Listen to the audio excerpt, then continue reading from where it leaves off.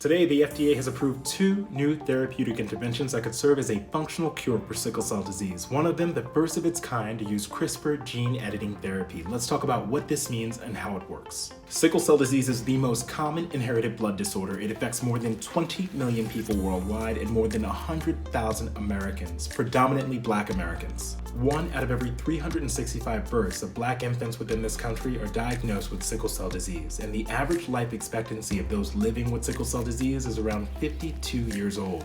Currently, there is FDA medication approved for the treatment of the complications and symptoms of sickle cell disease, but up until today, the only FDA-approved cure of sickle cell disease was either a bone marrow or stem cell transplant, which of course come with their own risks. What's groundbreaking about today is that one of the medications approved by the FDA today to serve as a functional cure for sickle cell disease uses CRISPR gene editing therapy. In this therapy, stem cells that produce red blood cells are taken from the patient suffering from sickle cell disease. They are taken to a lab and they are genetically edited to stop producing sickle cells. And then they are given back to that patient, where they were expected to continuously produce non-sickled cells, which serve as a functional cure, effectively preventing the complications and the symptoms of sickle cell disease. This intervention has been named Casgevy. The FDA has also approved a second therapeutic intervention called Lyfgenia, which also works by genetic editing but uses viral vectors, which have been used previously in different diseases. Both of these interventions are monumental milestones in the treatment of sickle cell disease.